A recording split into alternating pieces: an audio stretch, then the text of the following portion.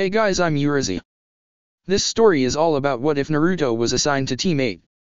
What if Naruto had been selected for a different team? What if he'd had a different mentor? Who would guess the consequences would be so large? Before we proceed with the story, please like and subscribe to this channel if you liked the video, and don't forget to check the description for the other works of the author if you liked the story. Let's start. Chapter 1. It had been a long night and Kurenai was exhausted. She'd gotten an early start that morning, so she could scout out the potential new genins at the academy. An unusual number of talented students were taking the test this year, probably enough for 3 full teams. That was why the Sandaime asked her to take on a genin team. She'd worked independently for almost 10 years, ever since that incident. She wasn't happy about being forced to work in a team again, but when the Hokage asks, he doesn't necessarily have to say please. The fact that Sarutobi did so made him even harder to refuse. The old man was actually very considerate of her feelings. He knew that this would be opening old wounds, ever since that tragedy. She ground her teeth to avoid the memory, but only a truly skilled shinobi would note any change of expression. Likewise, no one at the academy could have detected her presence as she observed the students go through their routines. After the Sandaime's request, she decided to utilize the remaining days to observe the students. This was unusual, as most sensei jonins simply waited for the team assignments to be made, trusting the academy instructors to construct well-balanced teams. Kurenai was not most jonins. Sarutobi had asked her to revive an old tactical concept, and lead a team of reconnaissance specialists. The last one had come to grief, but she didn't think the concept itself was flawed. What happened to Namaru, Matai, and Kobaru-sensei had been a tragic accident. At least that was what she told herself on her good days. On her bad days, her thoughts were much darker. Sometimes they flirted with treason. Of a sort, anyway. If her suspicions were correct, she wasn't alone in such thoughts, just in failing to act on them. However, she'd been having good days recently, so she occupied herself by watching the potential genins, unheard and unseen. The Inuzuka kid almost sensed her presence during recess when the wind unexpectedly shifted, but she'd been able to move before he could smell her. Mostly she watched them talk and play. She noticed an unusual number of children from prominent shinobi families. Just like their parents, a Nara, a Yamanaka, and an Akimichi were all set to graduate together. If they all passed, there was little doubt they'd be placed on a team together. People liked to stick with what worked. It was just too bad for the boys that the Yamanaka girl looked to be an incredible shrew. She saw a few prospects for a recon team. There was an Abarame kid who was so quiet the instructors tended to lose track of him. If he was any good with his bugs, he'd be a resource for any team. She'd worked on occasion with a man who was probably this Shino boy's father. His little friends always warned them of approaching enemies, giving them plenty of time to change position. The Inuzuka boy undoubtedly had a good nose like most of his family, as would his dog. He was a little loud, and a bit of a braggart though. There was also a Hyuga there, and Kurenai recognized the girl, Hinata, that she'd escorted to the academy years ago. She'd done a tour at the academy while recovering from her wounds and preparing for the Jonin exam. She'd been dispatched to the Hyuga compound in response to a request from the clan head, Hyuga Hayashi. The man coldly informed her that his daughter was hopelessly weak and unable to master more than the basics of the Hyuga gentle fist taijutsu style. It was hoped that she'd be of some use to the village as a shinobi if she was too weak to serve the family directly. The fact that he told her this in front of the silent girl sorely tested Kurenai's patience. Of course, she expected no less from the leader of the white-eyed bastards. Aside from that silent girl, she'd never seen a member of that prestigious family that wasn't stuck up and arrogant. Well, Matai wasn't like that, but it wasn't really the same. Remembering her old comrade always brought a pang, and she needed her concentration to focus on the quiet girl. As if in reaction against the rest of her family's arrogance, the Hyuga girl was still painfully shy and timid. She sat by herself and kept her head down so much it took Kurenai a while to confirm she actually had the Byakugan eyes her family was famed for. The only time the girl seemed to perk up at all was when the class troublemaker came tearing past, being chased by the Yamanaka girl and some pink-haired kunoichi in training that had to be a Harino. Kurenai was a genin fresh out of the academy when the Kyuubi attacked Konoha. She and most of her friends were assigned to areas of the battlefield far from the worst of the fighting, which was probably the only reason any of them had survived that night. She didn't have any personal animosity against the child the fourth had sealed the demon fox into. It wasn't like the little Gaki had asked for it. Still, this Uzumaki Naruto seemed to be quite a handful. He was always pulling pranks, though never anything really mean or hurtful. Mostly he just seemed a little starved for attention. Unfortunately, that was something most of the academy instructors seemed unwilling to give him. To his credit, Umino Iruka seemed to be the least prejudiced of the lot. His irritation seemed to be focused more on the boy's poor study habits and hell-raising. At least his antics were occasionally entertaining. He did show a lot of creativity in his mischief, and the reactions of those around him also gave Kurenai some insight into their personalities. Unfortunately, it looked like his lack of focus had caught up with him that afternoon, during the genin exam. A fair number of his classmates ran out of the building afterward, proudly displaying their new hitai, but the blonde-haired boy just trudged over to the swings and sat there, the picture of dejection. Kurenai was surprised to note that someone else was watching the boy as well. The Hyuga girl stared at him from behind a post. She was obviously distraught, blushing and pushing her forefingers together in a nervous gesture. At the same time, the girl stood up straighter than Kurenai had ever seen her. She fidgeted behind the post, stepping out from behind it only to step back again without doing anything. From what Kurenai could see, the girl's cheeks were bright red. The Jonin smiled to herself as she slipped away. With no curse seal, the girl was obviously of the Hyuga main family. For such a one to be attracted to a ruffian like the one who bore the Kyuubi was an ineradicable smear on her family's honor. Good for her. The thought cheered Kurenai as she made her way to the Hokage's tower.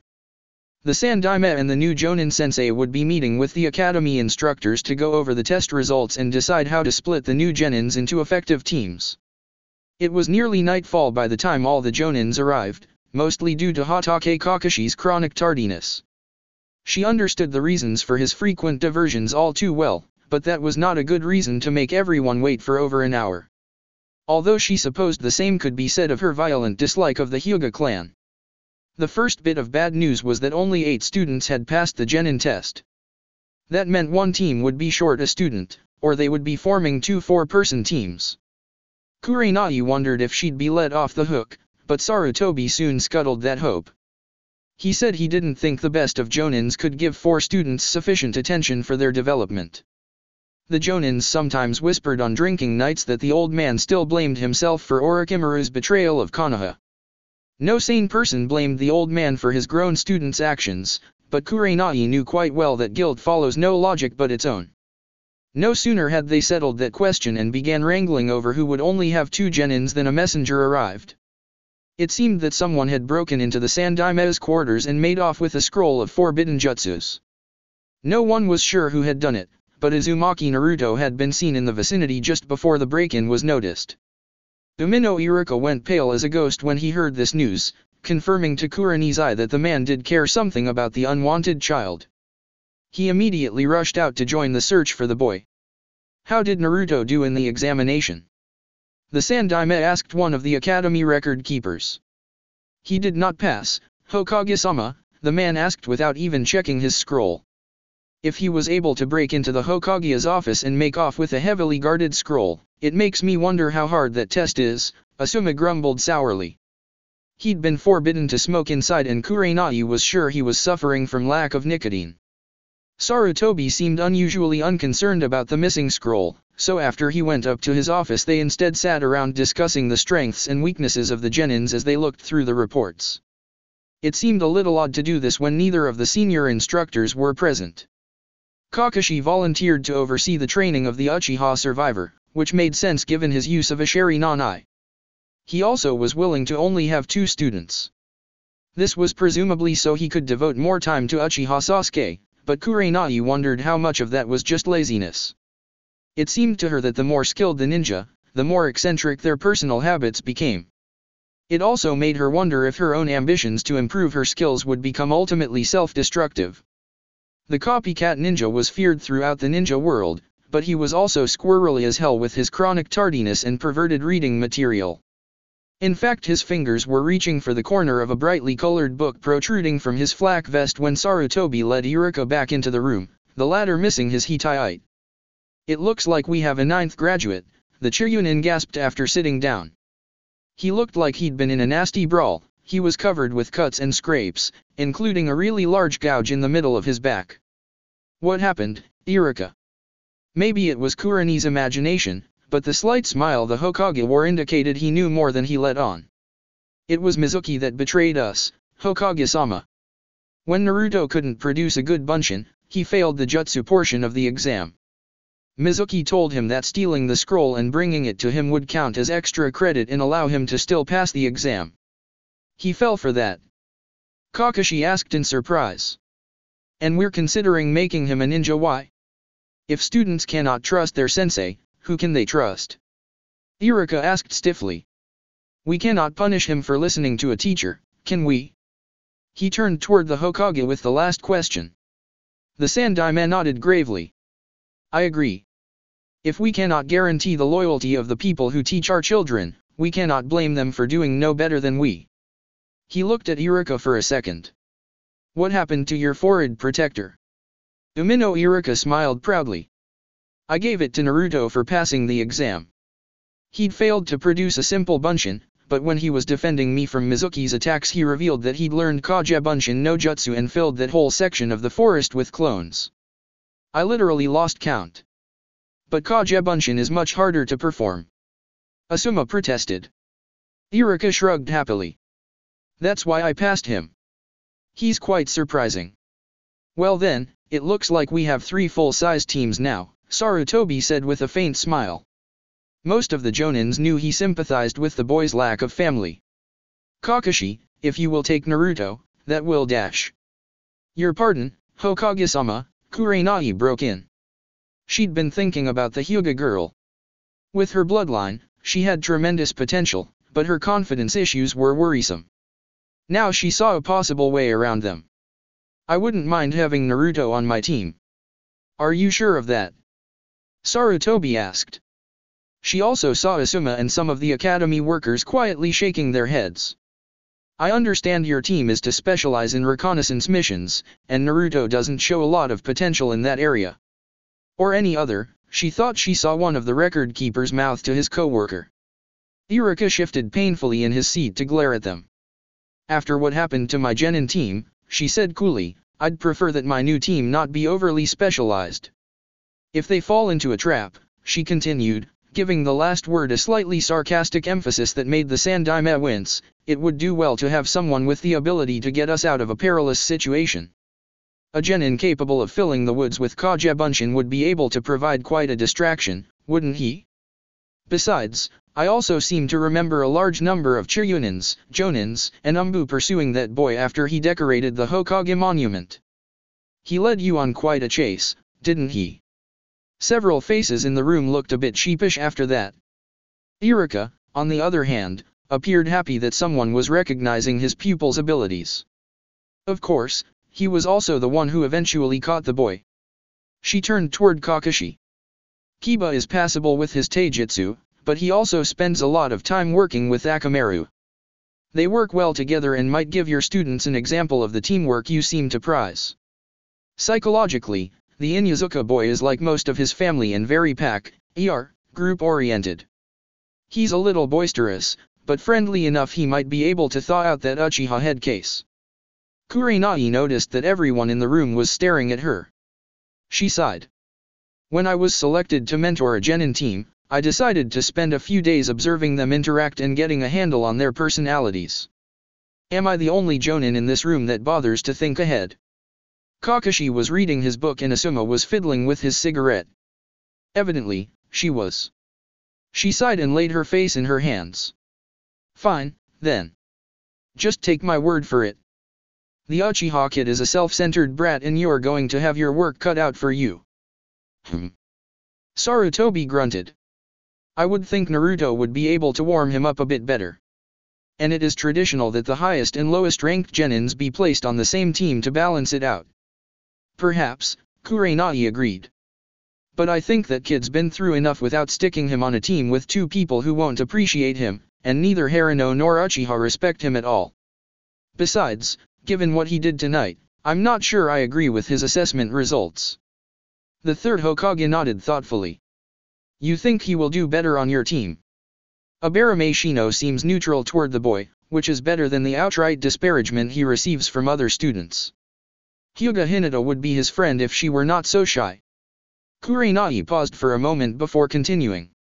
I believe that if your law mandating secrecy regarding the Jin hierarchy were to be strictly enforced, all of the academy students would be made orphans. Yuha Kurenai was quite sure that, were she to drop a senbon, the clatter when it struck the floor would have been deafening in that silence. That is ridiculous. One of the academy workers snapped. I have never heard one whisper of the Kyuubi in all the time I have worked here. No parent has told their child of it. No, Kurenai drawled, they instead tell their children to hate Uzumaki Naruto and shun him for no reason they will admit.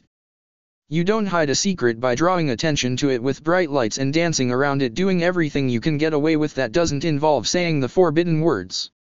Sarutobi sighed and sagged in his chair for a moment. Kurenai was reminded how old he actually was, and how he'd been enjoying his retirement up until his successor was forced to sacrifice his life to seal the Kyuubi. She felt a stab of shame that she'd reminded him of how little some of the villagers deserved his protection. Anyway, she continued in a kinder voice, I think the Gaki has a lot of potential. If I can bring it out, he may one day become a formidable shinobi. That may be a lot of work, Iruka said in a cautious voice. Kurenai's eye caught him wincing a little, obviously torn by his loyalty to the boy. She considered that a point in his favor. It will be worth it to prevent any more accidents, she said in little more than a whisper. Even Kakashi managed to look uncomfortable, for all that his mask hid. Very well, the Hokage said in a quiet voice. I will want weekly reports on the boy's progress and his physical and mental state. Kurenai nodded. She expected as much. Hyuga Hinata had not slept well that night. Yesterday had been the last day she'd likely see Naruto in a long time. She passed her genin exam, but he would be staying at the academy for remedial classes until he could pass. He tried so hard that it broke her heart to see him fail. For once, his smiling mask had slipped and he'd walked outside like a broken-down old man. And still she failed to say anything to the boy who inspired her so much with his attitude and ever-present smile. Her father was right, she was a useless coward. Not brave enough to do more than hide and watch him like some pathetic stalker. She'd always been a little embarrassed for the sillier kunoichis who chased Uchiha Sasuke around like a miniature fan club. But in the end, was she any better? She was just as harebrained and silly, and even more cowardly. Those girls at least had the courage to let Sasuke know that they liked him. Not even the prospect of not seeing Naruto anymore could make her act, and she despised herself for it. She'd been too upset at herself to even think of eating breakfast, and her steps faltered as she slowly walked to the Konoha Ninja Academy for the last time. Her only consolation was the possibility that she might see Naruto there again today. It was fairly common for students who failed the genin exam to stay home the following day. It was painful and embarrassing to see your classmates who were leaving to become full-fledged shinobi, even if they were only reporting to a different room for team assignments. But then again, Naruto seldom did the usual thing. The prospect of seeing him again, even if it would be the last time in a long while, buoyed her spirit. Maybe today she would find the courage to actually speak to him. Her steps quickened as hope slowly leaked into her heart. She soon made her way into the academy building and found the classroom where the new genins were assembled. Her classmates were spread out in their usual disarray, but Naruto was there as well, with his head down on a desk. She froze in shock as she walked in the door, but then her feet automatically led her to one of her usual seats, high up and near the door in the back, everyone ahead of her and no one behind. She stared at the boy, wondering if someone would come in and tell him to leave. Finally, Narashikamaru ambled into the room and stopped by Naruto's table. When he asked Naruto why he was there, the blonde boy sat up and said he'd passed, showing off his new hitaiite. Naruto congratulated too, she whispered to herself. Then Ino and Sakura burst into the room, arguing about who arrived first. Naruto stared in her direction, his face lighting up, and Hinata felt her heart skip a beat. But then the pink-haired Kunoichi walked by her and she realized Naruto was looking at her instead. "Ohio, Sakura-chan." Naruto greeted her with a smile as she approached. "Out of my way." Sakura snarled as she elbowed him to the floor so she could sit next to Uchiha Sasuke. An unpleasant voice in Hinata's head said it was glad that the girl Naruto seemed to like did not return his affections. But for the most part, she was dismayed to see him treated so cavalierly. Then Ino contested Sakura's right to sit in the chair she'd just thrown poor Naruto out of. In moments, most of the girls in the room were arguing over the evicted seat while Naruto was still sprawled at their feet. Naruto climbed up on the desk and glared at Sasuke, again attracting the ire of Sasuke's fan club. Even worse, an inattentive boy at the table in front of them bumped into Naruto, making his and Sasuke's faces meet. It was hard to tell from where she sat, but from the screams of outrage that followed immediately afterward, it seems the two boys had inadvertently kissed. Hinata thought it was somewhat funny, especially the way the two boys carried on afterwards, spitting and gagging like they'd been poisoned. The Sasuke fan club trademark on the other hand, was incensed at Naruto's forward behavior, not to mention quite jealous. The beating they gave Naruto was well out of proportion to his actual offense. Hinata grew worried as they showed no signs of stopping. She pushed back her chair and was about to intervene when Iruka-sensei entered the room and broke it up. Poor Naruto looked like he'd been run over by a farmer's wagon. When Iruka-sensei announced that the teams had been chosen, Hinata began pressing her index fingers together as her thoughts raced. "I might be on a team with Naruto-kun. I might not be on a team with Naruto-kun." Those two thoughts kept repeating as the instructor worked his way down the list. Team 7, Inuzuka Kiba, Harano Sakura, and Uchiha Sasuke. Sakura looked ecstatic as Ino's face fell. Naruto also seemed horribly disappointed, and Hinata couldn't help but feel sorry for him, even though her own hopes were rising.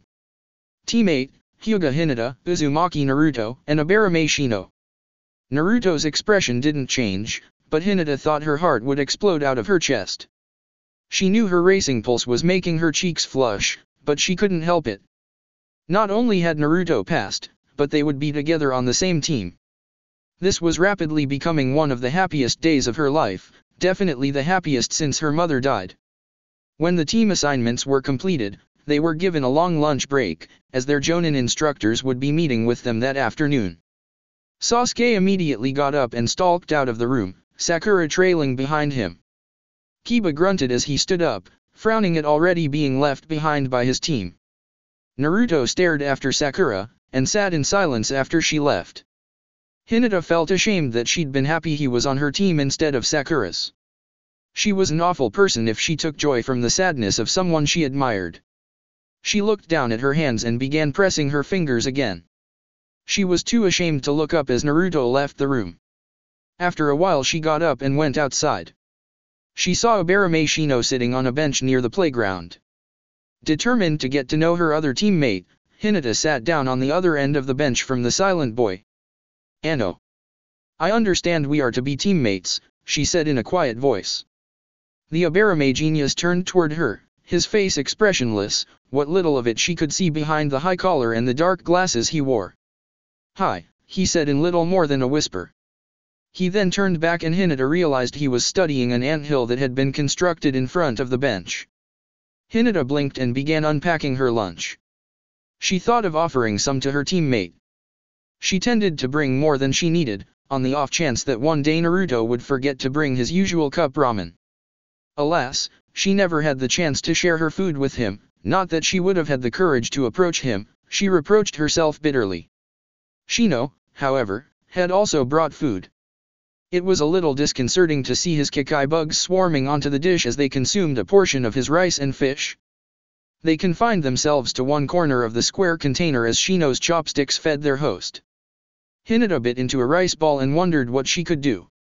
She'd never been in this position before, trying to converse with someone who was even quieter than she was. "Ano, which Jonin do you think we will be assigned to?"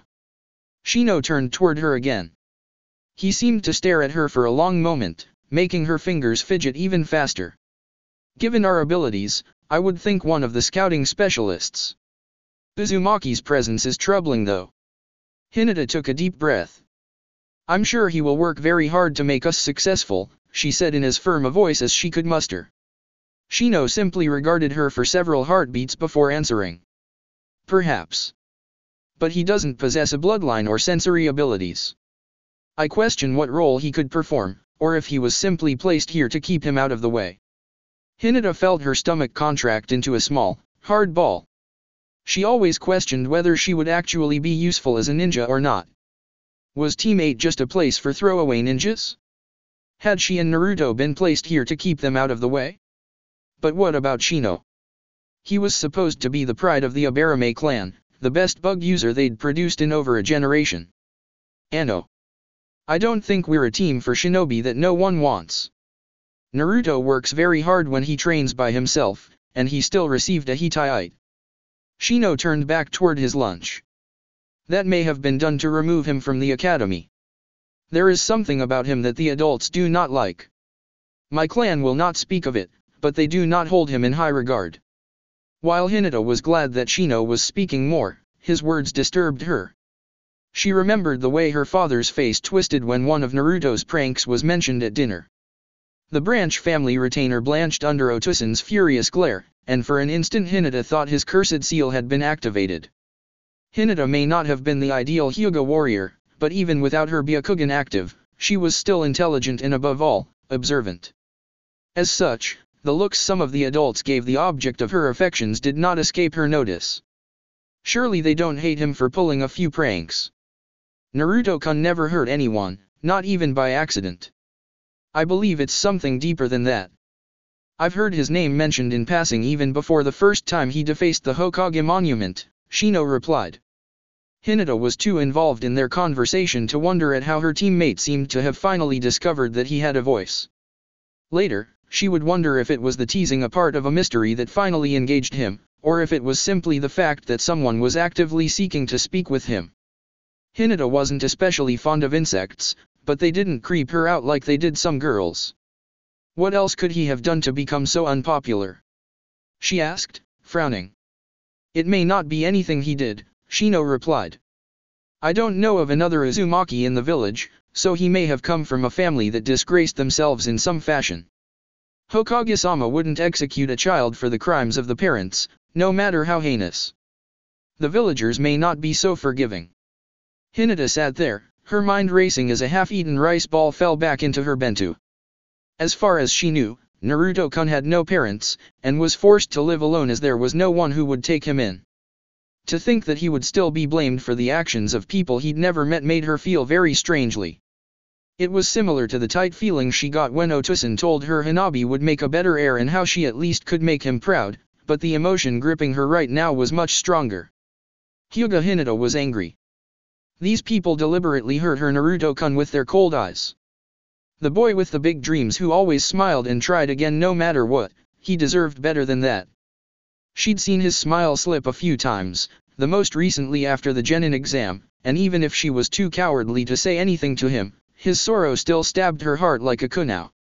After a moment she was able to master her new emotions and don the sterile mask she was taught a Hyuga must always present to others. That is very foolish of them, she said coldly, since he is going to be Hokage someday. Shino didn't say anything, but turned back to his lunch. While he didn't necessarily sound like he agreed with her, Hinata would settle for a lack of overt disagreement. They finished their meal in silence and returned to the academy to await their sensei. Naruto sat at his desk with his head in his hands. The ache in his stomach was finally subsiding, but the pain in his heart was worse. It wasn't fair that Sakura was assigned to a different team, and even worse that she was partnered up with that Uchiha team. When he saw Sasuke eating his lunch, Naruto was struck by inspiration. This might be his last chance to find out what Sakura really thought of him. Fortunately, the overconfident jerk was surprisingly easy to subdue. So much for genius. The look on his face when the Kawarimi log appeared in a cloud of smoke and half a dozen clones descended on him like the wrath of Kami was the high point of Naruto's day. After that it was simply a matter of tying the fool up and using Henge no Jutsu to copy his appearance. He found Sakura where he'd left her, scorning his presence and mooning after Sasuke team. He didn't think she could really be that cruel, not when she was so beautiful and smiled so sweetly. The way her face lit up as he approached made the breath catch in his throat, and for a moment he almost forgot that she was reacting to Sasuke's appearance, not his own. After a moment, he remembered his plan and sat down on the stone bench next to her. He tried to copy Sasuke's patented slouch and glower, and it seemed to work. Sakura smiled shyly and blushed. "So," Naruto said, trying to sound disinterested. "What's the deal with that Naruto boy who seems to like you? He's always greets you warmly every morning and you usually bash him on the head." Sakura looked confused for a moment before giggling. "That Naruto, he's always such a pain. He doesn't really understand me, and he's always interfering with my plans." She sighed. "At least he's not on a team with us, and after today I won't ever have to look at him again. Aren't you relieved as well, Sasuke-kun?" Naruto didn't trust his voice at that moment as he felt his heart shrivel up and blow away. He just grunted and stood up again. He slouched away as Sakura called after him. He refused to acknowledge her confused cries. Maybe she might come to know how it feels. Not that she cared. He was halfway to the academy building when his stomach began cramping violently. Naruto did raise his head when he felt a presence full of killing intent enter the classroom. Sasuke didn't look at him directly as he stalked over to an empty seat, but Naruto could feel the anger radiating from the boy. Naruto also knew the stuck-up Uchiha wouldn't say a word about what happened, he'd sooner die than admit that the dead last had beaten him down in a fight. While he had been taken by surprise, it was no excuse for someone that was trained in the ninja arts, let alone the almighty Uchiha genius. Naruto didn't even look directly at the boy, who also ignored Sakura's confused expression. Those two deserve each other, he thought bitterly. She just seems to irritate him, and now she'll get a chance to see how it's like to be ignored and despised. His mind was so wrapped up in his misery that he almost missed Iruka calling out for teammate. He stood up and sullenly shuffled over to the teacher's desk. Iruka frowned at him as he joined Hinata and Shino. Iruka-sensei introduced a tall woman with shoulder-length black hair and red eyes. "This is Yuha Kurenai. She will be your Jonin instructor. Good luck to all of you." Iruka smiled when Naruto nodded and straightened the hitai that Iruka had given him. Kurenai smiled faintly, but her eyes were watchful as she led them outside. Hinata smiled at him, a little hesitantly. Naruto actually respected her for being one of the few girls in their class that didn't spend all their time fawning over Uchiha team. Shino was a little odd. He didn't talk much, just the opposite of Naruto, but the other kids avoided him because of the bugs, which was something they had in common. Naruto didn't mind bugs, as long as they didn't try to get into his food. His live and let live attitude ended where his ramen began. As he walked out the door, Naruto found himself looking back at Kiba, Sasuke, and Sakura, who were still waiting for their Jonin instructor to show up. He took a deep breath and turned his back on them, leaving with his new team. Kurenai didn't miss the blonde boy's backward glance as she led them out of the classroom. He must be disappointed he wasn't teamed with that Harano girl, she concluded to herself, not that she ever gave him the time of day. Was I ever that young and stupid? Surely not. She spoke aloud after leading them out to the playground. Now, I'd like to get to know each of you, so please tell me a little about yourselves. It was better to handle introductions in a familiar place, to put them all at ease. I'll begin. I am Yuha Kurenai, and I became a Jonin after the last exam. I'm a specialist with various types of genjutsu. I like to study human psychology, sing karaoke, and work in my garden. I dislike loud drunks and people who think I can't be an effective ninja because I'm a woman. My ambition is to prove that a reconnaissance specialized team can be successful and to see all three of you become Jonins. Naruto looked at each of his less than talkative teammates and then cleared his throat. I'm Uzumaki Naruto. I like ramen. I hate how long it takes to make instant ramen and stuck-up bastards like Sasuke team. My ambition is to one day become Hokage. When neither Shino or Hinata showed signs of speaking up, Naruto nudged the Abarame boy. Shino's head snapped around at Naruto so quickly the blonde flinched back. Kurenai wondered if the bug user was used to any sort of human contact. I am Abarame Shino. I like to study insects and find new varieties that haven't been catalogued by my family yet. I dislike people who kill insects for no reason. My ambition is to learn all of the Abarame bloodline jutsus and then develop my own techniques using my allies. Once the taller boy finished, everyone looked toward Hinata, who appeared to be ready to sink into the ground without the benefit of a Doton jutsu. Ano. I am Hyuga Hinata. I like cheerful people, who are kind. I dislike people who hurt others, for no reason. My ambition is to become stronger so I will be acknowledged by my father, and someone else. Kurenai nodded thoughtfully. Shino was just as focused, or obsessed, as she thought. Hinata's home life was probably just as bad as she'd imagined from watching her. Naruto's focus was scattered all over the place, which was also about what she expected. He was going to need a lot of work, and the sooner she started the better. Very good. Now, are you all familiar with training ground number 19? She asked, specifying a variable terrain space set aside along the southern border of the village. When all three of them nodded, she continued. Good. We're going to do a short skill assessment. Meet me there as quickly as you can. With that, her hands blurred into a seal and she disappeared in a sudden swirl of wind-blown leaves. As soon as the substitution technique was finished, Kurenai took off for the designated training area at her best speed, leaping from roof to roof and tree to tree. With her advanced chakra control, she could feed a trickle of energy into her legs, allowing her to reach incredible speeds as she traveled overhead. Surprisingly, she barely beat Naruto there. All that being chased after pranking had to pay off somehow. The boy had incredible stamina, just as she suspected. He was blowing hard and sweating when he arrived, but his color and respiration normalized in less than 3 minutes. It's not like he could ever use stealth to escape from pursuers, not with that bright orange jumpsuit. Shino arrived a few minutes later, followed shortly by a badly winded Hinata. I can see we're going to need to work on speed and endurance both, Kurenai said, frowning. Is that because we're going to be a reconnaissance team? Shino asked. Yes and no, Kurenai answered. Moving quickly is especially important for successfully completing a scouting mission. However, endurance training will also help increase your chakra reserves, which will in turn improve your taijutsu and make your ninjutsus easier to use. Shino and Hinata nodded at this. Naruto just looked confused. What do you all mean by a reconnaissance team? He finally asked. Kurenai nodded to acknowledge his question. If the boy had as hard a time in the academy as she thought, she didn't want him to be reluctant to ask her for information.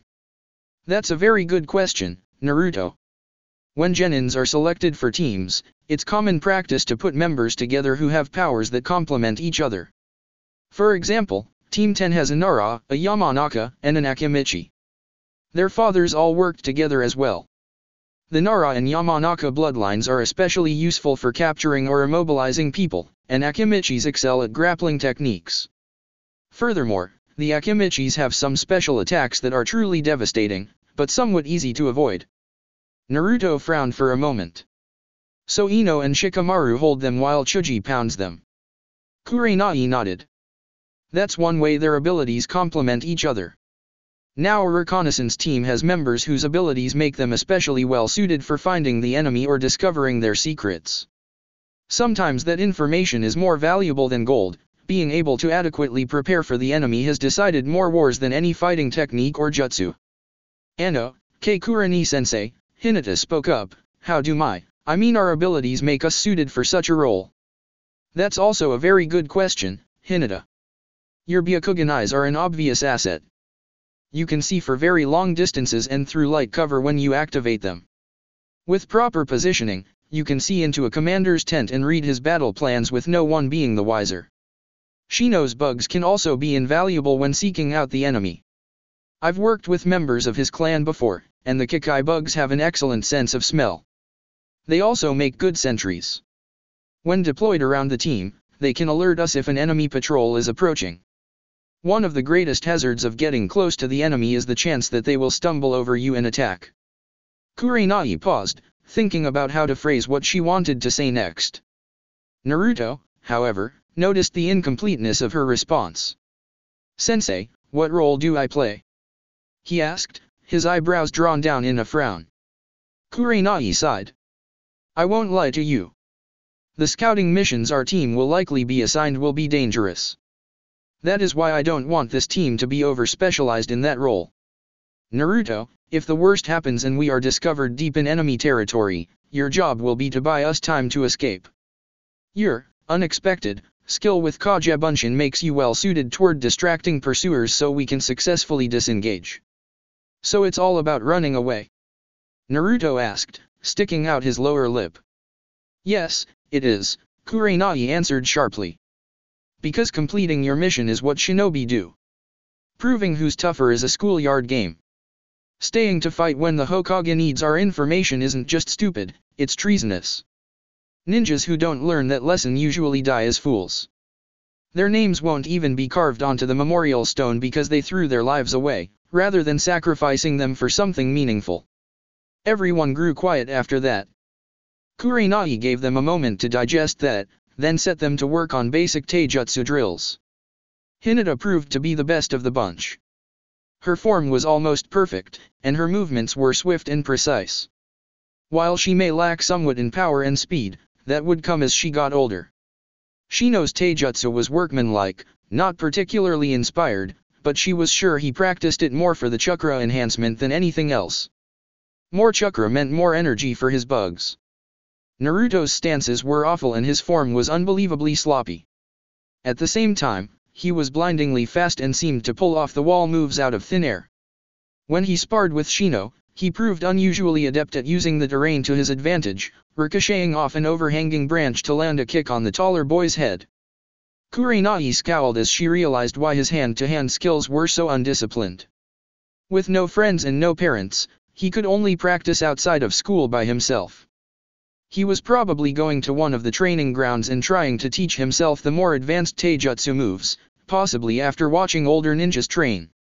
It was a wonder he wasn't worse.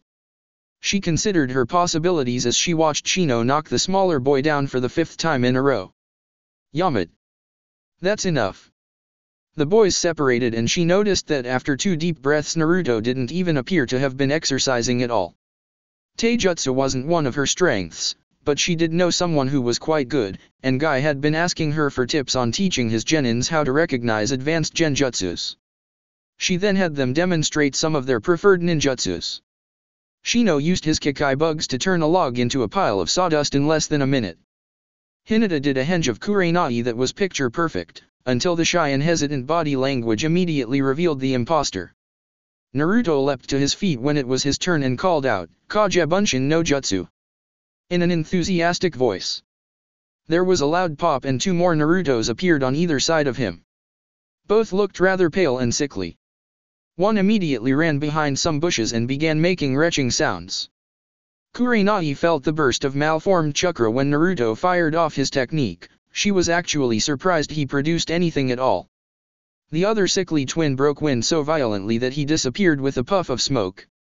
"Very impressive," Shino said in a deadpan voice. "I'm sure if we're about to be captured they will be quite a diversion." "Kyuso." Naruto cursed.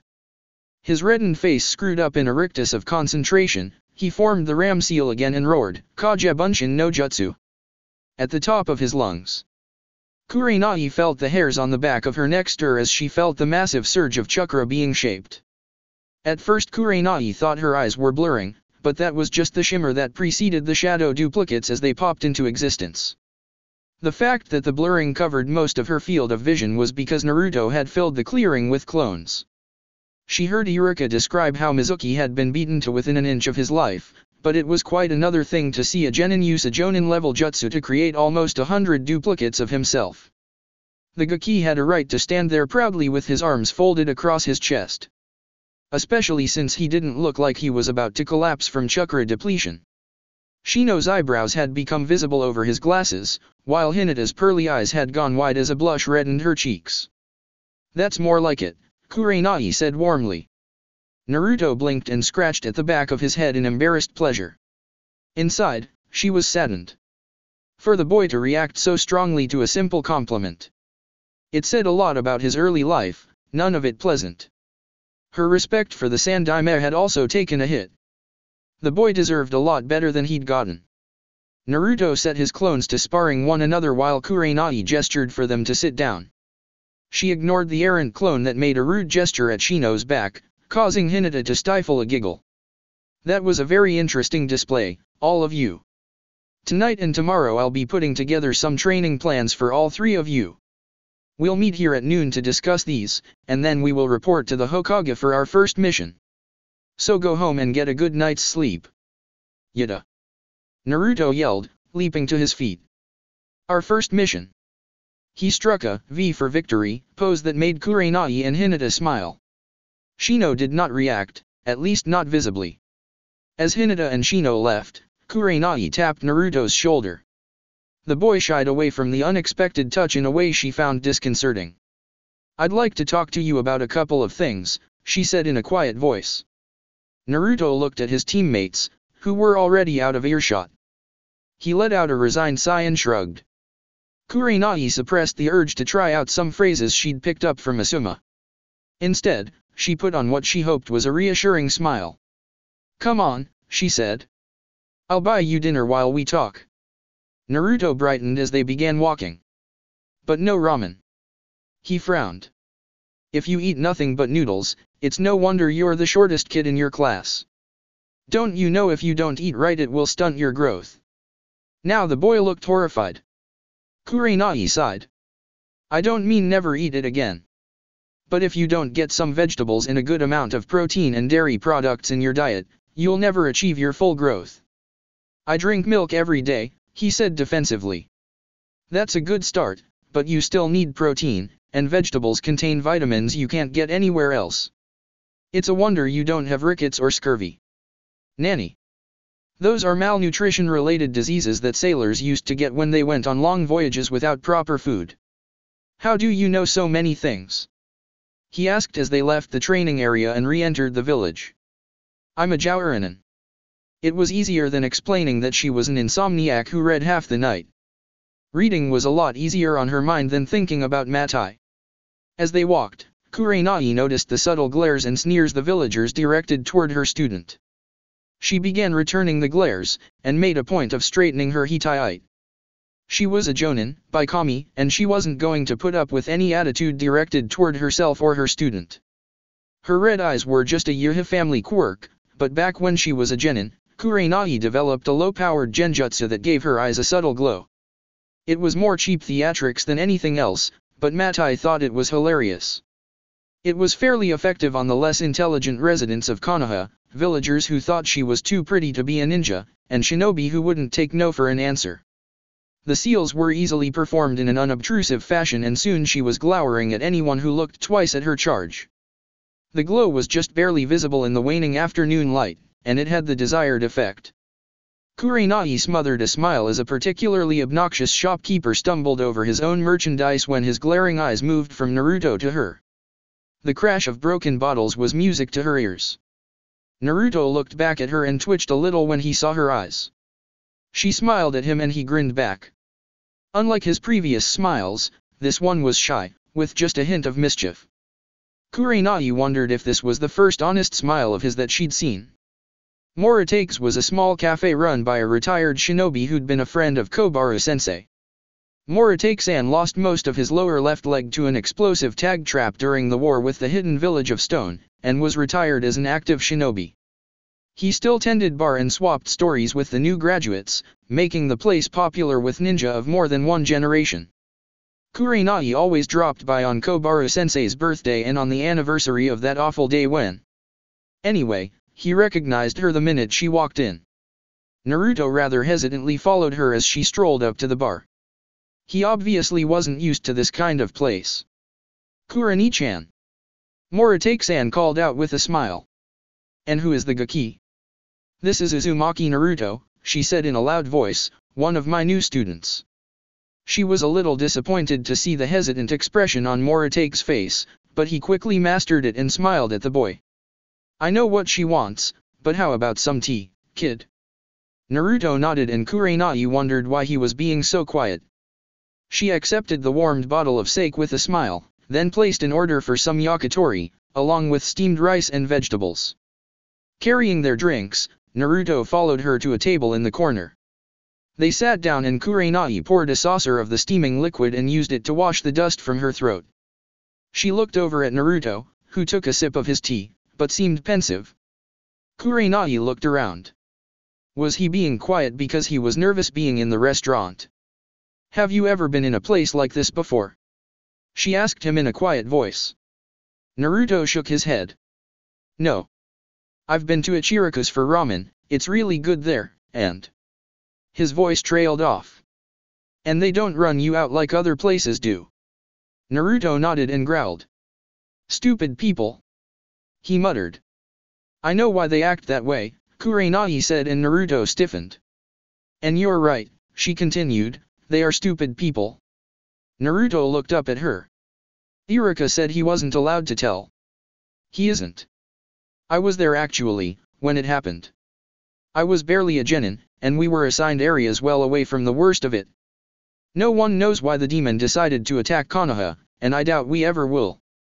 But the people blaming you for its actions are just trying to strike back at something because they have fear and anger left over from those days.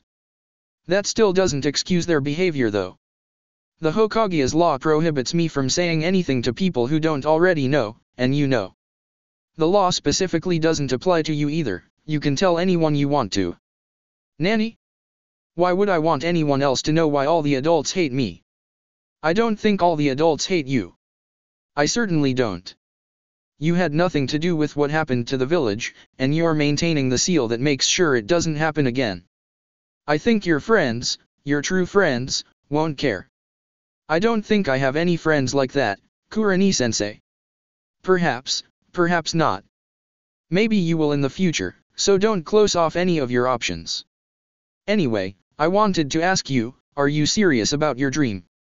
About wanting to become Hokage? Yes. Naruto said the word so forcefully that people at neighboring tables glanced over at them.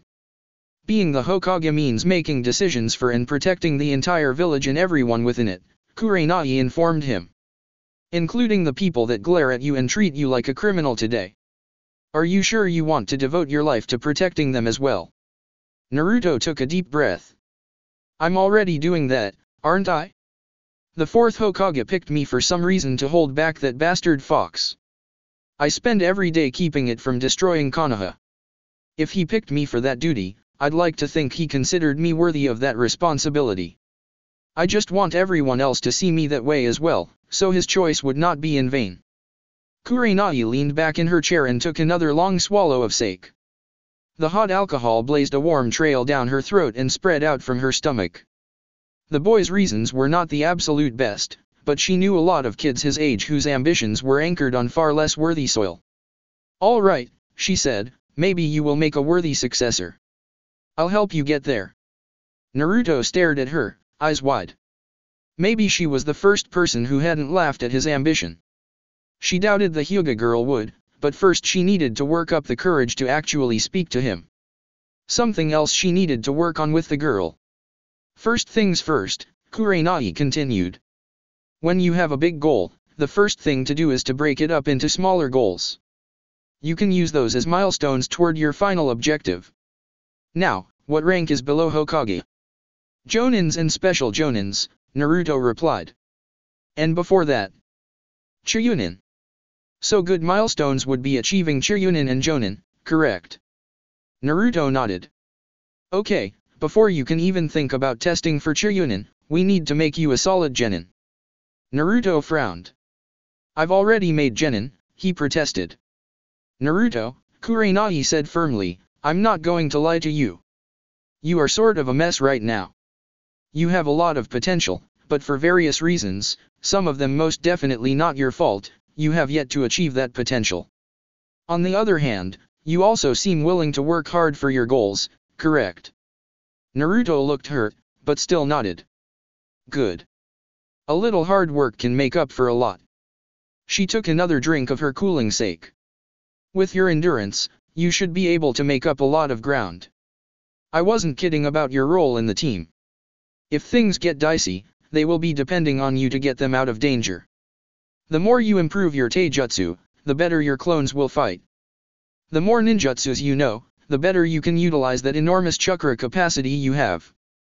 The day will come when Shino and Hinata's lives may depend on you. Mine as well. I'm going to be setting up a lot of extra training for you, if you are willing to do the work. Are you? Kurenai found herself blinking rapidly at the expression on Naruto's face. That earlier smile was nothing compared to this one. Naruto's hand shook where it was gripping the table. Kurenai-sama, I dash. Just work hard at your training, she interrupted him, using a purposefully light tone of voice. And when you're Hokage, assign me a bunch of easy missions and we'll call it even, okay? Hi. Naruto barked. Their food arrived at that point and with a shared itadakimasu. They went to work on it. Kurenai was secretly glad of the interruption. Her student was getting a little emotional, and it was becoming contagious. He was just so damn earnest, about everything.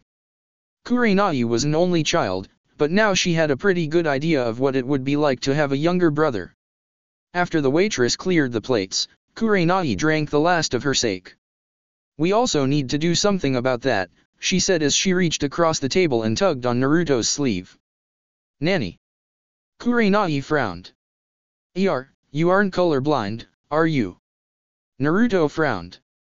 No.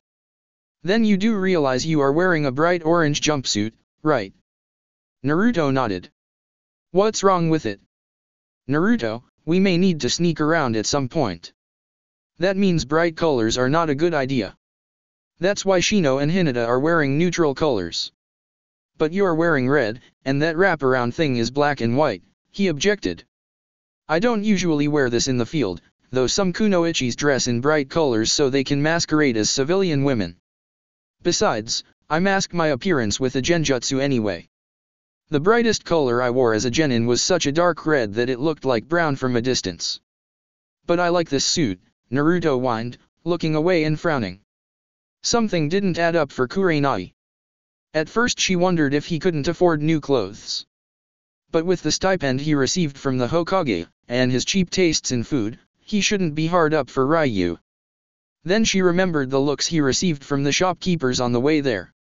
Tell you what, meet me at the Hokage Tower at 9 and I will take you to a place I know. Naruto looked up and nodded eagerly, confirming her suspicions. She sat there quietly fuming while they waited for the check. The boy was reluctant to put up with abuse from random shopkeepers, but that left her wondering where he'd found the orange suit. Maybe it had been cast off in a refuse heap, or it had been the only thing they were willing to sell to him. Perhaps some worthless trash of a human being hoped the bright colors would make him more likely to die on a mission. Kurenai didn't know the owner of the equipment store she frequented, but if they snubbed Naruto in front of her it would be the last thing they did. Experiencing 2 hours in the life of Uzumaki, Naruto left Kurenai ready to commit assault, if not murder. After she paid the bill, she sent Naruto home with a reminder to meet her in the morning. Then she went straight home to her bed. She planned to get up very early and have some strong words with the Hokage before she took Naruto to get properly outfitted. That's it for part 1. Thank you for watching and see you the next video.